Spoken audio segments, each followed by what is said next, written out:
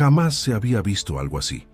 Desde tempranas horas de la madrugada, miles de personas comenzaron a concentrarse en el Aeropuerto Internacional de la Ciudad de México. Algunos portaban pancartas con frases de bienvenida, otros sostenían rosarios entre los dedos, y todos compartían una mezcla de expectación y fervor. La visita del Papa León XIV no era solo un evento religioso, era una señal, una llamada. Pero nadie imaginaba que aquel viaje sería el inicio de un terremoto político, moral y espiritual que sacudiría los cimientos del país. A las 9:47 de la mañana, el avión blanco con el escudo del Vaticano tocó tierra mexicana. La multitud estalló en vítores. León XIV descendió los escalones con su andar firme, casi marcial, saludando con la mano y una sonrisa controlada. Vestía con sobriedad extrema, sin joyas ni adornos llamativos. Su presencia imponía respeto, pero también un enigma. ¿Qué traía realmente consigo? Por favor, si esta historia te está interesando, suscríbete al canal para no perderte los próximos episodios. Lo que viene a continuación es simplemente increíble. El pontífice fue recibido en la pista por la presidenta Claudia Sheinbaum, acompañada de su equipo de gobierno. El saludo fue cordial, aunque breve. Ambos sabían que ese encuentro no era meramente protocolario. Los discursos preparados para la recepción eran casi idénticos a los de otras visitas de Estado. Unidad, esperanza, colaboración entre naciones. Pero mientras los altavoces repetían palabras de armonía, el ambiente entre los dos líderes era denso, casi eléctrico. León XIV, conocido como el Papa del Pueblo, había sido un cardenal franciscano comprometido con causas sociales. Había vivido en favelas brasileñas, enfrentado redes de corrupción eclesiástica y desafiado intereses dentro y fuera del Vaticano. Su ascenso al papado fue inesperado y revolucionario. Desde el primer día, dejó claro que su misión era limpiar, denunciar y transformar. Para muchos era un salvador, para otros un peligroso radical. Por su parte, Claudia Sheinbaum enfrentaba su propio momento histórico. La primera mujer en la presidencia de México, una figura progresista, científica de formación, hija de luchadores sociales. Su gobierno había prometido justicia social, combate a la impunidad y fortalecimiento del Estado laico. Aunque se declaraba respetuosa de todas las religiones, su relación con la Iglesia Católica siempre fue distante. La tensión era inevitable. En las calles, mientras la caravana papal avanzaba hacia el Zócalo capitalino, la gente gritaba «¡Viva el Papa!» y «¡Viva México!». León XIV, desde el vehículo blindado, no dejaba de observar los rostros, las miradas, las heridas de un pueblo marcado por la desigualdad. Aunque sonreía, sus pensamientos estaban lejos. Venía con una agenda distinta, una que ni siquiera su propio séquito conocía del todo. El Zócalo estaba colapsado. Desde los balcones del Palacio Nacional hasta la Catedral Metropolitana, miles de banderas ondeaban. Y cuando el Papa subió al estrado, no miró sus notas. Guardó silencio por unos segundos que parecieron eternos. Lo que estaba por decir cambiaría el curso de la historia mexicana. El estrado vibraba bajo los pies del Papa León XIV. El sol caía con fuerza sobre la plancha del Zócalo, donde miles escuchaban con atención, algunos con lágrimas en los ojos, otros simplemente en silencio. Se esperaba un mensaje de esperanza, quizá una bendición solemne o un llamado a la paz. Pero lo que pronunció el pontífice reconfiguró el momento en algo insólito. México ha sido bendecido con un pueblo resiliente y con un alma profunda, pero también ha sido traicionado por sus propias estructuras de poder. Un murmullo recorrió la multitud como una ráfaga. Nadie esperaba una crítica abierta, y mucho menos tan frontal. El Papa no mencionó nombres, no levantó la voz, pero sus palabras medidas y contundentes retumbaron como un trueno. Habló de los desaparecidos, de la impunidad que ha protegido a criminales con trajes elegantes, de la pobreza estructural disfrazada de progreso. La corrupción, el abandono y la violencia no son solo heridas del pasado, son llagas abiertas que sangran todavía hoy, mientras algunos se tapan los oídos y otros los ojos. En la primera fila, Claudia Sheinbaum se mantuvo serena. Sus manos entrelazadas sobre el regazo, su expresión firme. Sabía que cualquier reacción emocional podía interpretarse como debilidad. Sin embargo, su mirada, clavada en el pontífice, era la de una mujer que ya había tomado una decisión. El público, confundido, tardó segundos en reaccionar. Algunos aplaudieron, otros permanecieron inmóviles. La transmisión televisiva intentó cortar a comerciales, pero la señal internacional ya estaba en el aire. La prensa comenzó a emitir boletines en tiempo real. El Papa denuncia traición en México. Discurso sin precedentes de León XIV. Las redes sociales ardían. El Papa continuó: no he venido a condenar. He venido a señalar que los pueblos tienen derecho a exigir justicia, transparencia y verdad. No hay paz sin verdad. No hay redención sin reconocimiento.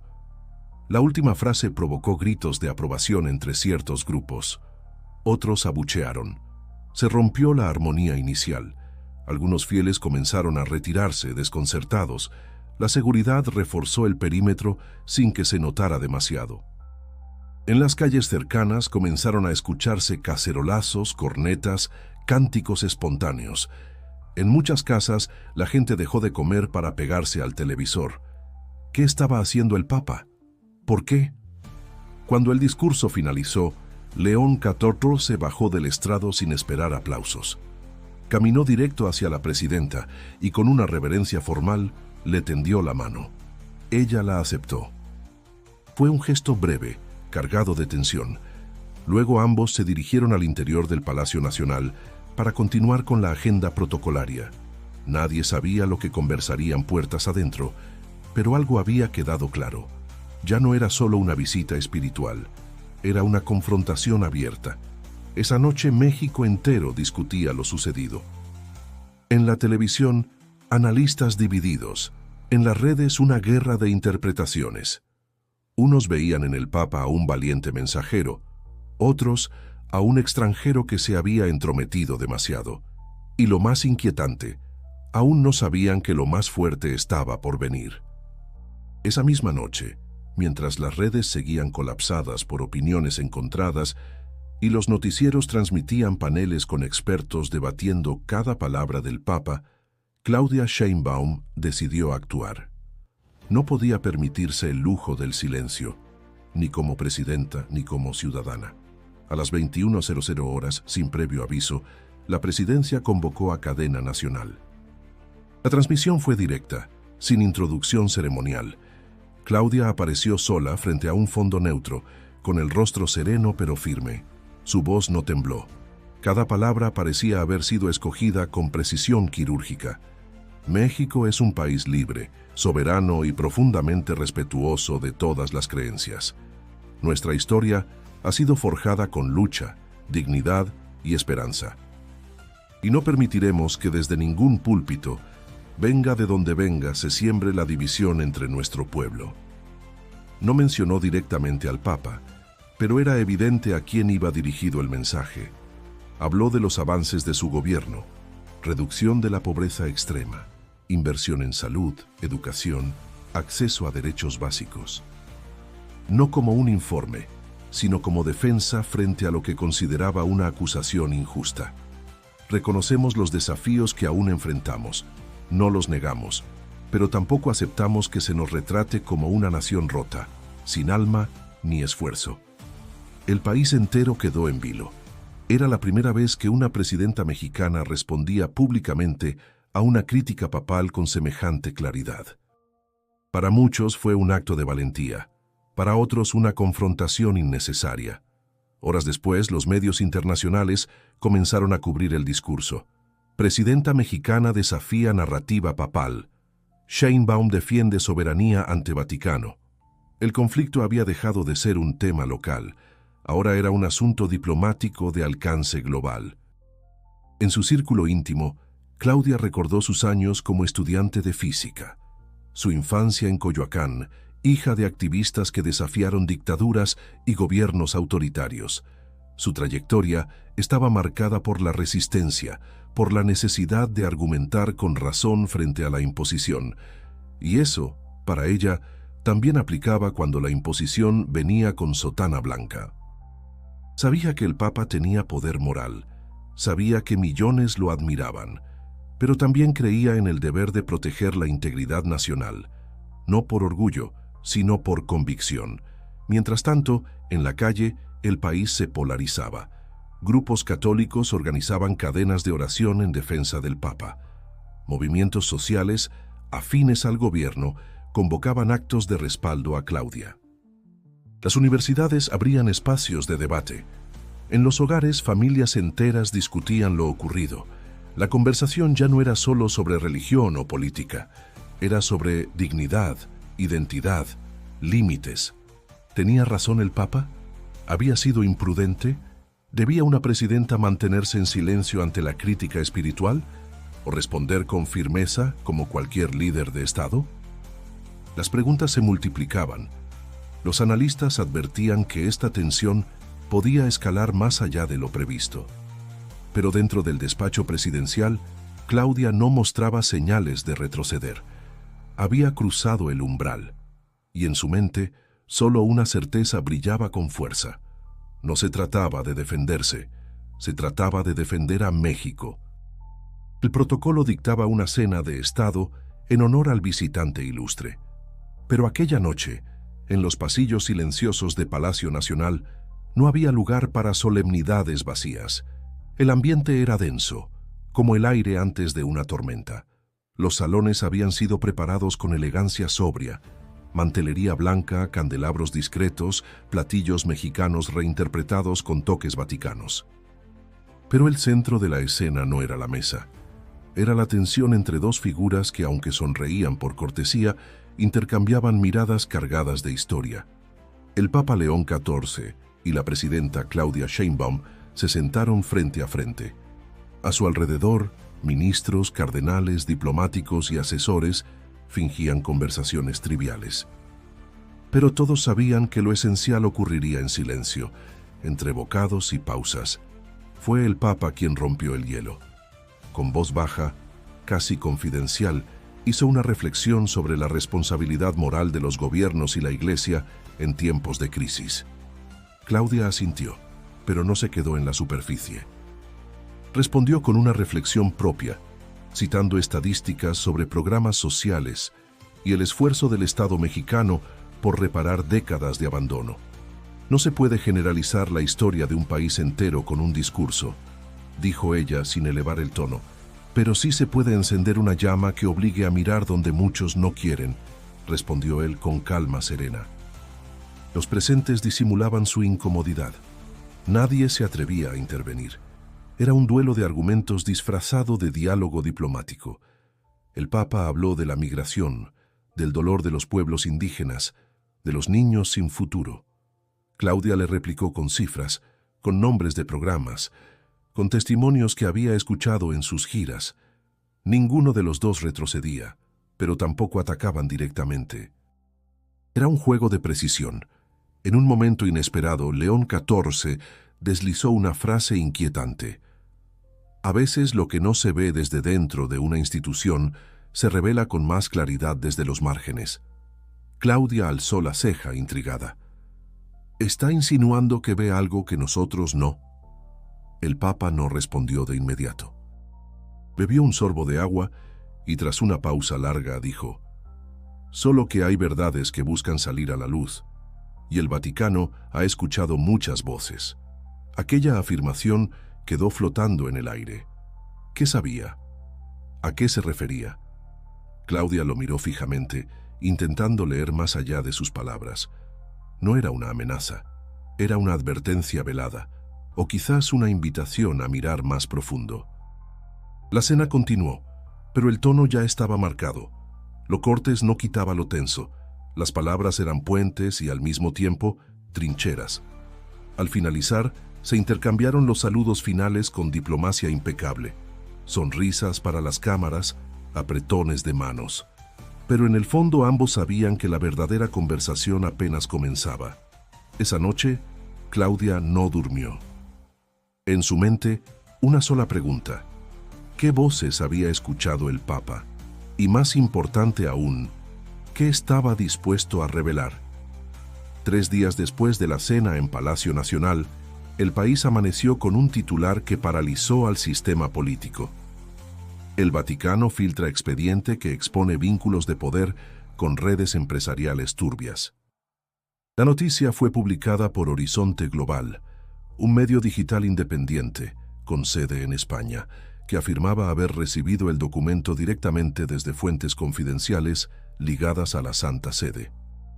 El informe detallaba una red de contratos millonarios asignados a consorcios con historial opaco, algunos de ellos vinculados a viejos aliados del régimen anterior, pero también a figuras con cercanía al actual gobierno. No era una acusación directa contra la presidenta, pero la sombra alcanzaba los pasillos cercanos a su círculo de confianza. El periodista detrás de la publicación, un veterano investigador llamado Iñaki Toral, explicaba en su columna que el documento llegó a sus manos por canales cifrados. En él se incluían transcripciones de comunicaciones privadas, registros financieros y testimonios de funcionarios arrepentidos. Uno de los apartados llevaba por título «Colusión y silencio institucional». Otro, «La simulación del combate a la corrupción». La reacción fue inmediata.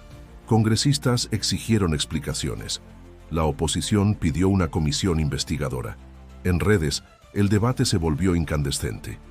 ¿Era auténtico el expediente? ¿Era un golpe político disfrazado de moralidad? Claudia Sheinbaum reunió a su gabinete de seguridad y transparencia esa misma mañana. Exigió un análisis técnico del documento, pero también lanzó una orden contundente. Si hay una sola verdad en ese archivo, quiero saberla antes que nadie. No era solo cuestión de imagen, era una cuestión de honor. En privado, Claudia se preguntaba si el Papa estaba detrás de la filtración. La sincronía era demasiado precisa. La cena, las palabras enigmáticas y ahora esto. ¿Era un acto deliberado de presión o simplemente una coincidencia manipulada por terceros? Afuera, el país entraba en una nueva fase de tensión. Las conferencias de prensa se multiplicaban.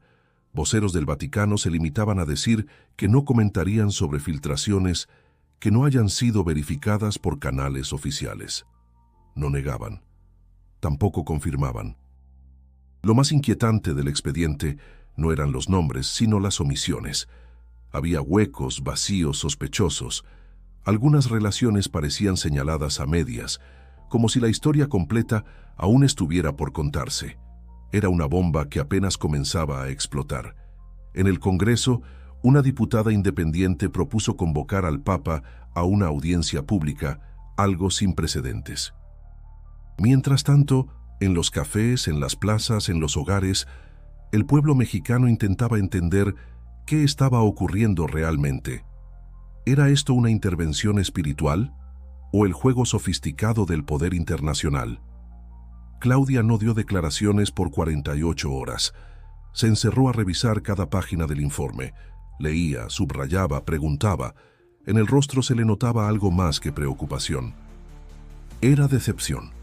No por los enemigos, sino por aquellos que creía aliados. Y al fondo en su mente, una idea comenzaba a gestarse. No bastaba con responder. Había que actuar. Pero antes, necesitaba saber con certeza una sola cosa. ¿Por qué el Vaticano tenía ese documento? Pese a la tormenta mediática, el calendario de la visita papal seguía su curso. Estaba previsto un viaje conjunto al sur del país, específicamente a Chiapas, para encontrarse con comunidades indígenas que históricamente habían sido marginadas. Ni el Vaticano ni el gobierno cancelaron. Al contrario, ambos sabían que ese encuentro podía marcar un nuevo punto de inflexión. Chiapas los recibió con sus contrastes, belleza natural imponente y pobreza estructural profundamente enraizada. En San Juan Chamula, cientos de familias tzotziles esperaban bajo un sol implacable, con rostros curtidos por el tiempo y la tierra. El Papa y la presidenta caminaron juntos entre los pobladores en silencio, saludando con respeto. Durante el recorrido, ambos escucharon testimonios que no figuraban en ningún informe oficial ni expediente filtrado. Mujeres que relataban cómo sus hijos emigraron sin volver, ancianos que habían sido desplazados por megaproyectos sin compensación alguna, jóvenes que jamás habían tenido acceso a una escuela. El Papa tomaba nota. Claudia miraba con atención, pero sus ojos ya no solo observaban, sentían.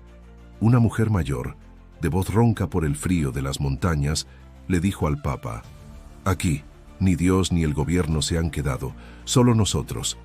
Esa frase perforó algo dentro de él, y al girarse hacia Claudia, encontró en su rostro un gesto inesperado: vulnerabilidad. No debilidad, sino esa rendija humana que aparece cuando uno se enfrenta a la verdad cruda y sin maquillaje. Al terminar la jornada, se refugiaron en una pequeña sala comunal, sin cámaras, sin micrófonos, sin asesores. Por primera vez en toda la visita, hablaron como dos personas, no como jefes de Estado. El Papa, con voz cansada, le dijo: «No vine a juzgarte, vine a comprender este dolor y a invitarte a compartir el peso de sanarlo». Claudia no respondió de inmediato. Respiró profundo. Luego confesó: «A veces siento que estoy rodeada de cifras, de informes, de decisiones frías, y me olvido de esto, de lo esencial». Hubo un silencio largo. Luego, él asintió. La Iglesia cometió ese mismo error. Por eso el mundo ya no cree en nosotros como antes. Pero aún hay tiempo de hacer lo correcto. Afuera los pobladores cantaban en lengua ancestral. Adentro, dos líderes entendían al fin que el conflicto que los había enfrentado no era personal, era estructural.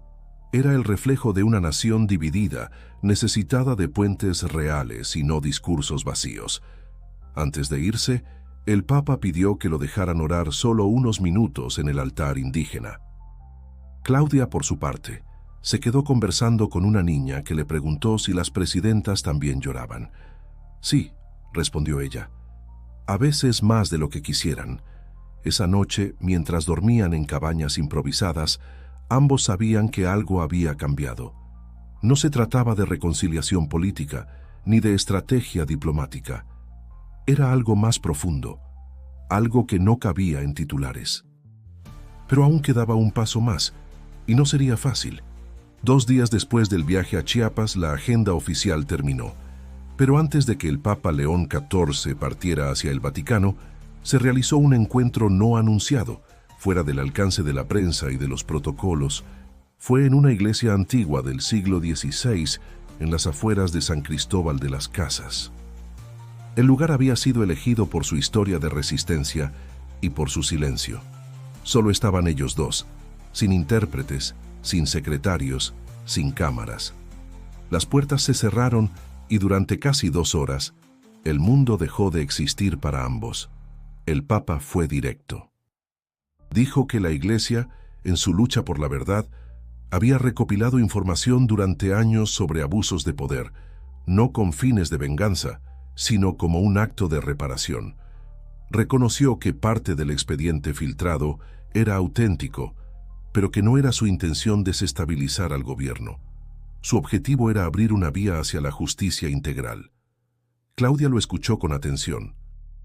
Le dijo que México necesitaba aliados sinceros, no inquisidores disfrazados, que el pueblo ya no toleraba el doble discurso, ni de gobiernos ni de iglesias, que si iban a trabajar juntos, tenía que ser desde la transparencia absoluta.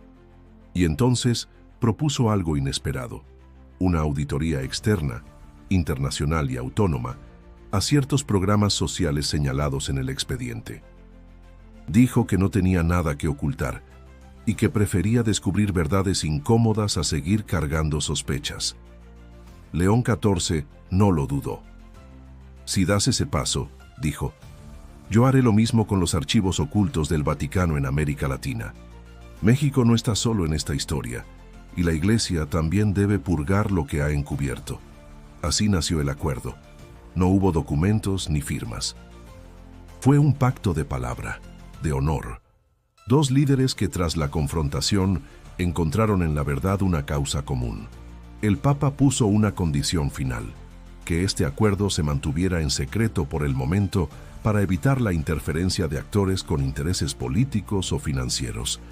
Claudia aceptó, pero con reservas. Sabía que los secretos en política tienen patas cortas. Al salir de la iglesia, compartieron un silencio que ya no era incómodo. Era el silencio de quienes han atravesado un umbral juntos. No eran amigos, no eran aliados, pero habían dejado de ser adversarios. Al regresar a la capital, Claudia convocó a su equipo más cercano y ordenó los preparativos para iniciar el proceso de auditoría bajo supervisión de la ONU y organismos civiles nacionales. No explicó el origen de la decisión, solo pidió discreción y compromiso. En Roma, el Papa también movió sus fichas. Contactó a obispos reformistas en América del Sur y envió una carta privada al Comité de Ética Pontificia, exigiendo la apertura de archivos clasificados. Sabía que enfrentaría resistencia dentro del Vaticano, pero estaba listo. Lo que ninguno de los dos sabía es que aquel acuerdo, nacido en lo más íntimo, estaba a punto de ser puesto en riesgo por fuerzas externas, y esta vez la traición no vendría de un enemigo. 5 días después del regreso del Papa al Vaticano, el país despertó con una nueva bomba informativa. Esta vez no era un expediente, era un video. Una grabación clandestina del encuentro privado entre León XIV y Claudia Sheinbaum en la iglesia de San Cristóbal. La calidad era nítida, el audio claro. No había duda, alguien había estado allí sin ser visto. El video mostraba fragmentos precisos, seleccionados con intencionalidad quirúrgica. Se escuchaba al Papa hablando de los archivos del Vaticano, a Claudia mencionando la auditoría externa. Y sobre todo, se presentaba el acuerdo como una transacción de poder, como si se tratara de un pacto secreto para encubrir culpas mutuas. La grabación fue publicada por una red de medios digitales con financiamiento desconocido y replicada en cuestión de minutos por medios tradicionales. La narrativa era venenosa. La presidenta y el Papa negocian en la sombra. ¿Qué ocultan los líderes más poderosos de la Iglesia y del Estado? La reacción fue inmediata. Partidos opositores exigieron una comparecencia de Claudia en el Congreso. Columnistas y comentaristas acusaban al gobierno de doble discurso. Incluso dentro de su propio gabinete surgieron voces de inquietud. ¿Quién había grabado? ¿Cómo había llegado el material a los medios? Nadie lo sabía. Claudia, al ver el video, sintió algo más que indignación. Sintió traición. No por el contenido, porque no había nada de lo que avergonzarse, sino por la violación a la intimidad de un diálogo construido con confianza. Sabía que ella no lo filtró, su equipo directo tampoco. Y eso dejaba solo una posibilidad dolorosa. Pidió hablar con el nuncio apostólico en México. Le transmitió su inquietud, sin rodeos. El Vaticano, a través de un comunicado escueto, negó categóricamente haber tenido algo que ver con la filtración. Afirmaron que la Santa Sede no graba ni distribuye conversaciones privadas y que abrirían una investigación interna, pero no ofrecieron detalles, ni nombres, ni fechas. Esa ambigüedad fue como un puñal. Claudia se sintió expuesta, vulnerable. Había dado un paso valiente, arriesgado, y ahora parecía pagar el precio en soledad. En su círculo más íntimo, se preguntaba si había sido ingenua al confiar en que el poder espiritual jugaba con otras reglas. Mientras tanto, el Papa León XIV guardaba silencio. Ningún pronunciamiento, ninguna declaración. En la prensa europea, algunos voceros oficiosos aseguraban que el pontífice estaba profundamente afectado por la traición al espíritu del encuentro. Pero sin confirmación directa, todo era especulación. El clima en México se volvió denso. Manifestaciones frente al Palacio Nacional. Carteles que decían transparencia no se negocia y el pueblo no confiesa en secreto. Por primera vez desde que asumió la presidencia, Claudia sintió que no tenía el control del relato. Y sin embargo, dentro de sí, una convicción más fuerte comenzaba a tomar forma. No podía retroceder, No podía permitir que una filtración malintencionada anulara un gesto auténtico de cambio. Pero antes de actuar, debía responder una pregunta que la desvelaba cada noche desde entonces. Si no fue el Papa, ¿quién tenía tanto interés en hacer estallar esa verdad a medias? El país vivía una fractura emocional. Las plazas seguían llenas de manifestantes, los programas de opinión no cesaban su bombardeo, y la imagen de Claudia Sheinbaum parecía al borde del colapso. Pero algo comenzó a cambiar la mañana del domingo siguiente. En un anuncio sorpresivo, el Vaticano confirmó que el Papa León XIV daría un mensaje dirigido exclusivamente al pueblo de México, transmitido en vivo desde Roma. La expectativa era total. Algunos esperaban una explicación sobre el video filtrado, otros una disculpa. Nadie imaginaba lo que estaba por suceder. A las 11:00 en punto, León XIV apareció en pantalla, sin sotana ceremonial, sin fondo dorado. Solo una silla de madera y una cruz sencilla a su espalda. Su rostro lucía cansado, pero su voz mantenía la claridad de siempre. «México», dijo, «no vine a juzgarte, vine a escucharte». Pero al hacerlo, también me escuché a mí mismo, y a una iglesia que durante siglos ha callado cuando debió hablar, y ha hablado cuando debió escuchar. Lo siguiente fue un acto de redención pública. El Papa confesó que la Iglesia había protegido culpables, que había pactado con poderes oscuros, y que ahora tenía la obligación de romper ese ciclo. Nombró países, casos, cifras. Pero fue más allá. Pidió perdón. No pido perdón solo como pontífice. Lo pido como hombre, como hermano, porque no hay reforma sin verdad, y no hay verdad sin asumir el dolor causado. El impacto fue inmediato. Las redes, antes llenas de furia, ahora se colmaban de asombro. Hasta los más críticos admitían que jamás habían escuchado algo así de boca de un papa en funciones. Pero lo más inesperado llegó minutos después, cuando León XIV dijo: «Y no estuve solo en ese camino. Vi a una mujer al frente de su nación, con todas las presiones del mundo sobre sus hombros, sostenerse sin ceder al cinismo ni a la soberbia. La presidenta Sheinbaum merece respeto. Porque eligió el camino más difícil, el de la verdad». Claudia estaba en Palacio Nacional, viendo la transmisión junto a sus asesores. Cuando escuchó su nombre, todos la miraron. Ella no dijo nada, pero sus ojos se humedecieron. Horas después, sin protocolo alguno, Claudia apareció en el balcón principal de Palacio. La plaza estaba llena. Se acercó al micrófono y con voz tranquila dijo: «Hoy no hablo como presidenta. Hablo como ciudadana, como madre, como hija de este país. Cometí errores, subestimé el poder del silencio y sobreestimé el de la estrategia, pero nunca actué desde la mentira».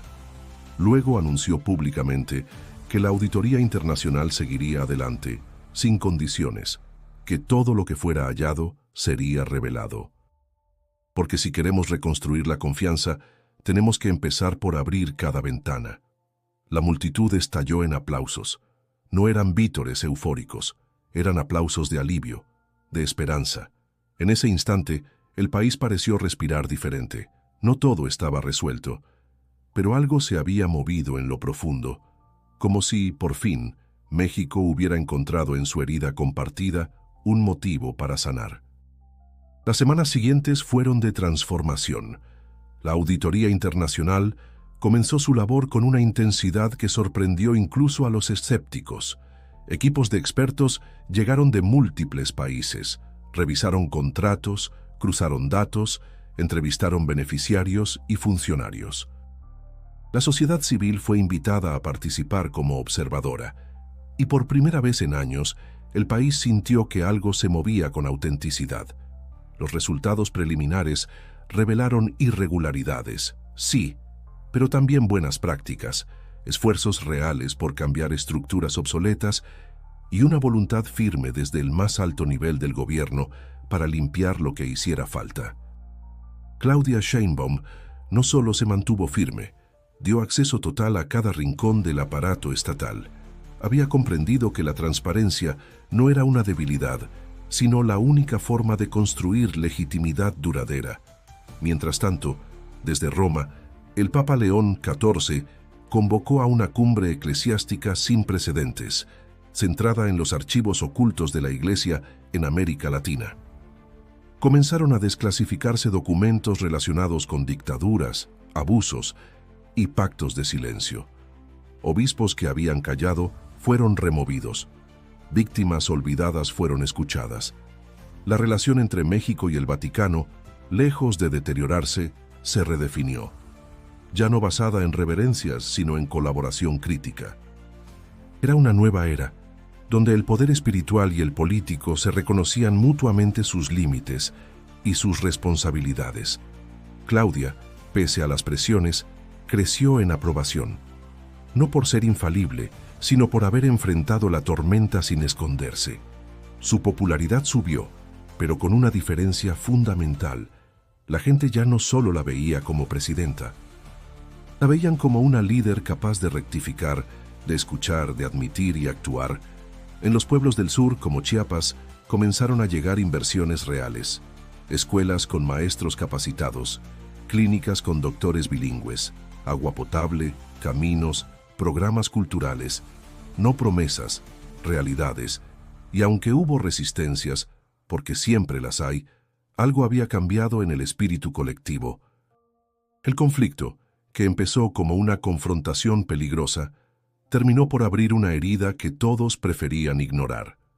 Y al hacerlo, permitió sanar. El Papa, al regresar al Vaticano, fue recibido con frialdad por algunos sectores conservadores. Pero su decisión estaba tomada. Había cruzado un umbral del que ya no se podía volver. Y para él, eso era lo correcto. La verdad no divide a la Iglesia, declaró en una entrevista. La verdad la purifica. En su última intervención pública, antes de que terminara su visita, Claudia miró a la multitud y dijo: «No me interesa quedar bien con todos. Me interesa que podamos mirarnos a los ojos sin mentiras. México no necesita héroes, necesita instituciones fuertes, memoria viva y ciudadanos vigilantes». Fue aplaudida, no con fanatismo, sino con respeto.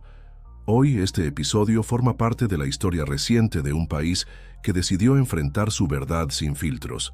Una presidenta que apostó por la honestidad, un papa que prefirió la confesión a la complicidad, y un pueblo que por fin encontró una grieta por donde entró la luz. Si llegaste hasta aquí, suscríbete al canal para no perderte más historias que revelan lo que está detrás del poder. Y ahora, haz clic en el video que ves en pantalla para descubrir otro caso que cambió a un país para siempre.